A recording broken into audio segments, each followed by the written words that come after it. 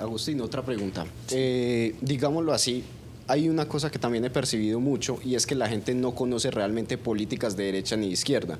Realmente se basan es como un espectro. Por ejemplo, aquí se basan más que todo es en la violencia, ¿cierto? Digámoslo así, en unas guerrillas de bases comunistas y quienes las enfrentaron. Sí. Pues no realmente tienen unas bases de derecha.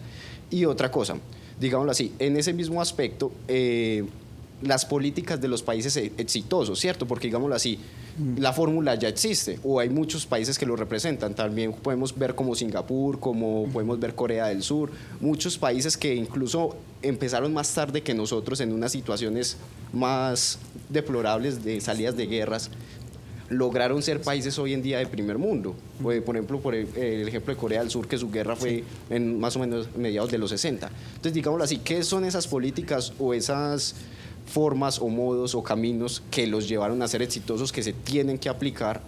Porque realmente la gente no los conoce. La gente, como vos decías, cree que todo es el Papa Estado y que el Estado es el que proveerá, mientras que es el individuo el que lo promueve. Entonces, ¿qué son esas políticas que nos llevan a eso? Bien, son dos puntos distintos. El primero, sí es cierto, acá en Colombia, precisamente por el asunto de la guerra interna, la gente ha visto la política como un asunto casi bélico.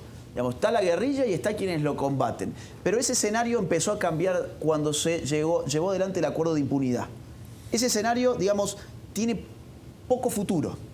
Ya está cambiando hasta tal punto que el relato sobre la guerra interna en Colombia ya está cambiando también, como ha cambiado en todos los países que vivimos guerras internas similares. En Argentina, digamos, nada menos que 30 años, los terroristas pasaron a ser jóvenes idealistas que querían un mundo mejor y los militares que combatieron a los terroristas terminaron todos presos, ¿sí? Entonces, yo te diría, está bien que vos veas que esa es la inmediatez del conocimiento político del colombiano de a pie, digamos así, medio, pero empezá a trabajar otros problemas y otra representación y otra identidad política, porque lo que se viene es muy distinto de eso.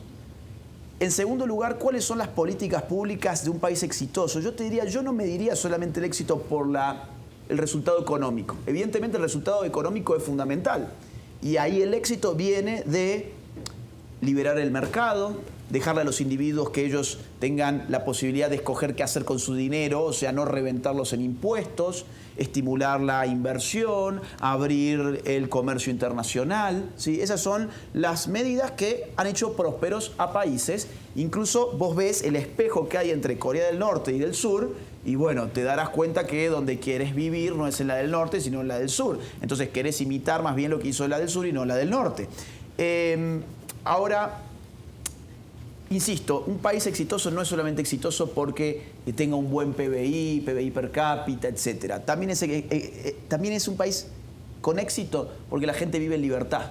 Y la libertad no solamente es económica, la libertad es también académica. No puede ser que nuestros chicos estén asfixiados en las universidades porque no se les permite pensar. El otro día en una universidad un chico me contó, aquí en Colombia, ¿sí?, que perdió 8 materias porque le dijo, pues debatió con su docente sobre el tema del aborto. Y ese docente se lo comunicó a muchos otros docentes y el tipo terminó perdiendo el año entero. Eso es asfixiante. La libertad religiosa, curas perseguidos en México, digo, no nos vayamos a Medio Oriente, en México. La libertad de los padres de familia para educar a sus hijos. Vos, fíjate, hablamos de muchas otras libertades. La libertad de expresión, que no me estén diciendo de que porque yo no pienso como un izquierdoso, yo tengo un discurso de odio, ¿sí? La libertad de expresión, todo eso hace también a un país exitoso.